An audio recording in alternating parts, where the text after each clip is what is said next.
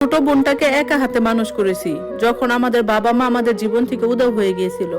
আজ ওর বিয়ের আসরে ওর শ্বশুর আমার দিকে উপর নিচ তাকিয়ে কটূক্তি করে বললেন, ও তাহলে তুমি সেই অসহায় এতিম যে আমার বাড়ির বউটাকে মানুষ করেছো।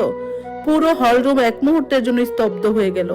আমি চেয়ার ছেড়ে আস্তে আস্তে দাঁড়ালাম, ওনার চোখের দিকে সরাসরি তাকিয়ে শান্ত গলায় জিজ্ঞেস করলাম, আপনি কি আসলে জানেন আমি কে?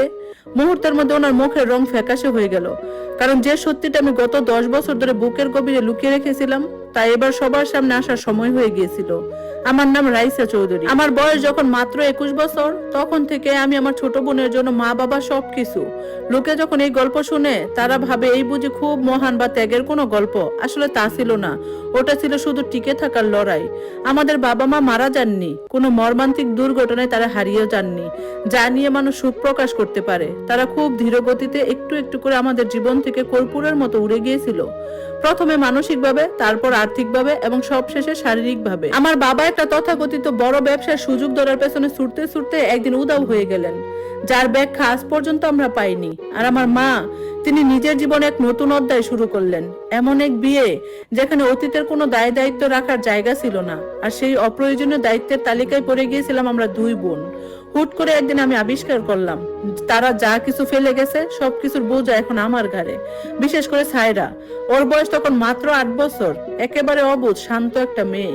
ঘুমানোর আগে কেন আর কেউ রূপকথার গল্প শোনায় না, কিংবা স্কুলের টিফিন বক্সটা কেন এমন একজন মানুষের তৈরি করে দিচ্ছে যার গা থেকে সবসময় একটা সস্তা হোটেলের তেল মশলার তীব্র ক্লান্তি গন্ধ আসে, সেটা বোঝার মতো বয়স ওর ছিল না। আমি ধানমন্ডির একটা ছোট্ট রেস্তোরাঁয় ডাবল শিফটের কাজ করতাম, যা কখনো বন্ধ হতো। রাতের বেলা ক্লান্ত শরীরে নৈশকালীন কলেজের ক্লাস করতাম, যেখানে ঘুমে চোখ বুজে আসতো। রাত 2টায় যখন কাস্টমারদের খাবার পরিবেশন করে হাত দুটো ক্লান্তিতে কাঁপতো, তখন ইউটিউবের ঝাপসা ভিডিও দেখে সায়রার চুল বেঁধে দেওয়া শিখাতাম। স্কুলের যেসব ডায়েরি নোটে সই করতাম তার অর্ধেক আমি নিজেই বুঝতাম না। অভিভাবক সবাই যখন যেতাম, নিজের চেয়ে অনেক বেশি বয়সের শান্ত আর পরিণত মানুষের অভিনয় করতাম, যাতে কেউ বুঝতে না পারে ভেতরে ভেতরে আমি কতটা ভেঙে চুরমার হয়ে আছি। কিন্তু কোনো এক অদ্ভুত উপায়ে আমি ওর জীবনটাকে থমকে যেতে দেইনি। বছরের পর বছর ধরে ওটা ছিল আমাদের দুজনের জগৎ। বাসা ভাড়া, টিউশন ফি, জন্মদিনের কেক, কেটে যাওয়া হাঁটু, স্কুলের বার্ষিক নাটক। কোনো বাবা মা ছিল না, কোনো আত্মীয় এগিয়ে আসেনি, শুধু আমি আর একটা ছোট্ট মেয়ে, যে এক সময় আমাকে আপু না ডেকে গভীর এক ভালোবাসায় আর নির্মমতায় রাই বলে ডাকতে শুরু করেছিল। সায়রা যখন 18 বছরে পা দিল, ও শুধু বড়ই হয়নি, ও হয়ে উঠেছিল আত্মবিশ্বাসী, মেধাবী আর প্রচন্ড দয়ালু, যা আমি ওর বয়সে হওয়ার সুযোগ পাইনি। আর তখনই ওর জীবনে এলো আরিয়ান জামান। এই নামটার পেছনে একটা বিশাল ওজন ছিল। পুরনো ঢাকার বনেদি পরিবার, অফুরন্ত টাকা, আভিজাত্যের অহংকার আর কঠোর পারিবারিক নিয়ম কানুন। ওনারা এমন এক বংশের মানুষ যারা কোনো ঘরে ঢুকলে শুধু উপস্থিতি হন না, বরং ঘরের পরিবেশটাই নিজেদের মতো বদলে নেয়। বিয়েটা হচ্ছিল গুলশানের একটা অভিজাত কনভেকেশন সেন্টারে, এমন একটা জায়গা যেখানে নীরবতার দামও সোনার চেয়ে বেশি। আর সাজিয়ে রাখা ফুলগুলোকে মনে হচ্ছিল তারা উচ্চবিত্তের সিলমোহর নিয়ে বসে আছে। সিলিং থেকে ঝুলন্ত বিশাল ক্রিস্টালের জারবাতিগুলো থেকে আলো ঠিকরে পড়ছিল। টেবিলে টেবিলে সাজানো সাদা অর্কিড, কাঁচের গ্লাসের টুংটাং শব্দ আর মৃদু হাসির আড়ালে এমন সব আলোচনা চলছিল যা সাধারণ মানুষের কান পর্যন্ত পৌঁছানোর কথা নয়। বহু বছর আগে সায়রা ইউনিভার্সিটির পুরো খরচ আমি একা চালিয়েছিলাম। ওর বিয়ের লেহেঙ্গাটা আমি নিজে পছন্দ করে দিয়েছি, রাতের পর রাত জেগে ওর চোখের জল মুছে দিয়েছি যখন ও দ্বিধায় ভুগত, এত কষ্টের পর আদৌ ওই সুখের যোগ্য কিনা। কিন্তু এই রাজকীয় বিয়ের আয়োজন, এই অংশটা ছিল আরিয়ানের পরিবারের, বিশেষ করে ওর বাবার আসিফ জামান সাহেব। অতিথিরা আসার পর থেকে তিনি আকার ইঙ্গিতে স্পষ্ট করে দিচ্ছিলেন যে কারা এই প্রাসাদের আসল মালিক আর কারা শুধু দয়ায় থেকে উপস্থিত হয়েছে। রিসেপশনের মাঝামাঝি সময় তিনি মঞ্চে উঠলেন মাইক্রোফোন হাতে, একটা শুভেচ্ছা বক্তব্য দিতে। শুরুটা ছিল ভীষণ মার্জিত, সুনিয়ন্ত্রিত এবং নিখুঁতভাবে রিহার্সাল করা।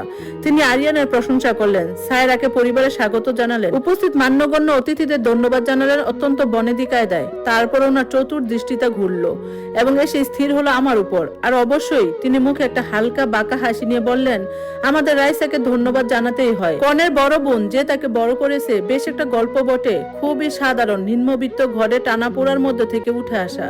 হলরুমের কয়েকজন হালকা হেসে উঠলো, ঠিক সেই ধরনের হাসি যা মানুষ তখন হাসে যখন তারা নিজের অস্বস্তিতে পড়েও তা ঢাকতে চায়। আমি টের পেলাম আমার পাশে বসা সায়রা আরিয়ানের হাতটা শক্ত করে চেপে ধরলো। আসিফ সাহেব যেন নিজেই এই অভিনয়ে আরো মেতে উঠলেন।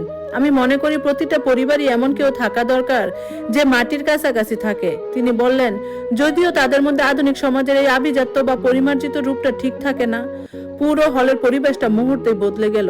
প্লেটের চামচের শব্দ কমে এলো, জুসের গ্লাসগুলো মাঝপথে থেমে গেল। এরপর তিনি আরো চওড়া করে হাসলেন, যেন মনের ভেতরে থাকা আসল বিষয়টা পুরোপুরি উদঘে দেওয়ার সিদ্ধান্ত নিলেন। রাইসা, তিনি সরাসরি আমার দিকে তাকিয়ে বললেন, আমাকে ক্ষমা করো, কিন্তু আরিয়ান যখন তোমার কথা আমাকে বলেছিল, আমি ভেবেছিলাম আমাদের সামনে এমন কেউ আসবে যে সমাজে একটু কম দৃশ্যমান। তা তুমি তাহলে সেই অসহায় এতিম কেস যে আমাদের বাড়ির বউকে মানুষ করেছো? এক নিমিষে পুরো হল রুম পিনপতন নীরবতা নেমে এলো। ভারী দমবন্ধ করা স্তব্ধতা। সায়রার মুখটা ফ্যাকাশে সাদা হয়ে গেল। আরিয়ান পাথরের মতো জমে গেল। হলের প্রতিটি মানুষের চোখ আমার দিকে ঘুরে এলো, যেন তারা অধীর আগ্রহ অপেক্ষা করছে আমি কখন নিজের এই অপমানটা মুখ বুজে মেনে নিয়ে ওনাদের কথা সত্যি প্রমাণ করব। আমি খুব শান্তভাবে টেবিলের উপর আমার টিস্যু পেপারটা রাখলাম, তারপর দাঁড়ালাম ধীরে ধীরে, অত্যন্ত ধীরতার সাথে। কোনো তাড়াহুড়া নেই, কোনো দ্বিধা নেই। পুরো হল রুম যেন তাদের শ্বাস বন্ধ করে ফেললো যখন আমি ঘুরে দাঁড়িয়ে সরাসরি আসিফ জামানের চোখের দিকে তাকালাম। আপনি কি আসলেই জানেন আমি কে? তিনি কনভেনশন সেন্টারের ম্যানেজারের দিকে একবার তাকালেন, তারপর আমার দিকে, আবার ম্যানেজারের দিকে। ওনার মুখের অভিব্যক্তি দেখে মনে হচ্ছিল কেউ ওনাকে এমন একটা জটিল অঙ্ক কষাতে দিয়েছে যার ভাষা ওনার জানা নেই। তুমি কি বললে? ওনার গলায় এবার আর আগের সেই দম্ভ নেই। ম্যানেজারকে জিজ্ঞেস করলেন। ম্যানেজার সাহেব ঢুক গিলে বললেন, জামান সাহেব, এই কনভেনশন সেন্টার সহ পুরো প্রপার্টি গত বছর হ্যাস হসপিটালিটি গ্রুপ কিনে নিয়েছিল, আর মিস রাইসা চৌধুরী হচ্ছেন এই গ্রুপের প্রধান অংশীদার ও মালিক। এরপর কয়েক সেকেন্ড যেন নীরবতা নেমে এলো, তা ছিল দেখার মতো। হলরুমের কোথাও একটা কাঁটা চামচের হাত থেকে পড়ে যাওয়া শব্দ হলো। সায়রা দুই হাতে নিজের মুখ চেপে ধরলো। আরিয়ান তার বাবার দিকে এমন দৃষ্টিতে তাকালো যাতে স্পষ্ট ঘৃণা মেশানো ছিল। আসিফ সাহেব একটা জোরপূর্বক শুকনো হাসি হাসলেন। এটা অসম্ভব, শুধু অসম্ভব। আমি হালকা হাসলাম। ওনাকে সবার সামনে ছোট করে আমি কোনো আনন্দ পাচ্ছিলাম না, কিন্তু ওনার মতো একজন মানুষ আমার আত্মসম্মান নিয়ে সিনেমিনি খেলবে, সেটা মুখ বুজে সহ্য করার দিন আমি বহু আগেই পেছনে ফেলে এসেছি। অসম্ভব নয় জামান সাহেব, আমি শান্ত গলায় বললাম। এটা কেবল একটা এমন সত্য যা আমাকে অপমান করার আগে আপনি নিজে খোঁজ দেখার প্রয়োজন বোধ করেননি। ওনার স্ত্রী মমতাজ বেগম এবার ফিস ফিস করে ওনার হাতে টেনে বললেন, তুমি থামো এবার। কিন্তু আসিফ জামান সাহেবের মতো মানুষেরা যখন থামা উচিত তখন থামেন না। তারা কেবল তখনই থামেন যখন বুঝতে পারেন পুরো আসর তাদের বিপক্ষে চলে গেছে। তিনি নিজের শেওরানিটা একটু টেনে সোজা হয়ে দাঁড়ালেন। ভালো, এটা সত্যিই প্রশংসনীয়, কিন্তু টাকা বা মালিকানা থাকলেই তো আর অতীতের সস্তা অতীত মুছে যায় না। ছোটবেলা সেই পারিবারিক শিক্ষা আর পরিবেশ তো আর বদলায় না। ঠিক বলেছেন, আমি জবাব দিলাম। অতীত মুছে যায় না, আর আমার অতীত আমাকে শিখিয়েছে কিভাবে শূন্য থেকে লড়াই করে কাজ করে খেতে হয়, অন্যের দয়া বাঁচতে হয় না। পুরো হল রুম এবার ফিস ফিস গুঞ্জন আরো তীব্র হলো। আমি সায়রার দিকে তাকালাম। ওর চোখ দুটো কান্নায় ভরে উঠেছে। ওর জীবনের এত বড় একটা আনন্দের দিনে এমন একটা নোংরা পরিস্থিতি তৈরি হোক, তা আমি কখনোই চাইনি। আমি নিজের কাছে প্রতিজ্ঞা করেছিলাম আমার বোনকে আর কোনোদিন কোনো জায়গায় মাথা নিচু করে দাঁড়াতে দেব না। তাই আমার গলার স্বর কিছুটা নরম করে বললাম, সায়রা, আমি দুঃখিত রে।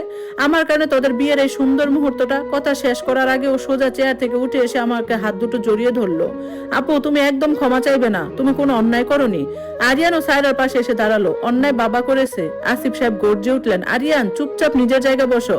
না বাবা। আরিয়ান এবার শক্ত গলায় বলল, তুমি আমার স্ত্রীর বোনকে, যে সায়রার মায়ের মতো, তাকে সবার সামনে এভাবে অপমান করবে আর তারপর এমন ভাব করবে যেন কিছুই হয়নি, সেটা আমি হতে দেব না। ঠিক এই মুহূর্তে আমি প্রথমবারে আরিয়ানকে খুব কাছ থেকে গভীরভাবে লক্ষ্য করলাম। ওর পরনের দামি পোশাক, ওর বংশের নাম, ওর বিলাসবহুল ব্যাকগ্রাউন্ড নয়। আমি দেখলাম সেই মানুষটাকে যাকে আমার বোন নিজের জীবনসঙ্গী হিসেবে বেছে নিয়েছে। আর ছেলেটা সত্যি আমার বোনের পাশে এসে দাঁড়িয়েছে। আসিফ জামান সাহেব এবার প্রচন্ড ক্রোধ দেখালেন। তোমাদের কোনো ধারণা আছে এই রাজকীয় বিয়ের পেছনে আমি কত টাকা খরচ করেছি? আমি হলের উপরের বিশাল ঝাড়বাতি, চকচকে মেজে আর চারপাশের স্টাফদের দিকে একবার চোখ বুলালাম। তারপর ওনার দিকে তাকিয়ে বললাম, আপনি কেবল এই ফুল, সাজসজ্জা আর আজকের রাতের খাবারের বিল দিয়েছেন জামান সাহেব, আর এই পুরো ভবনটার মালিক আমি। কিন্তু এই টাকার হিসেবের চেয়েও বড় সত্য হলো সায়রা চৌধুরী দুই পরিবারের সম্মান পাওয়ার যোগ্যতা রাখে। মমতাজ বেগম এবার আসিফ সাহেবের হাত শক্ত করে ধরে বললেন, রাইসা একদম ঠিক কথা বলেছে। এই কথাটা আসিফ সাহেবকে আমার বলা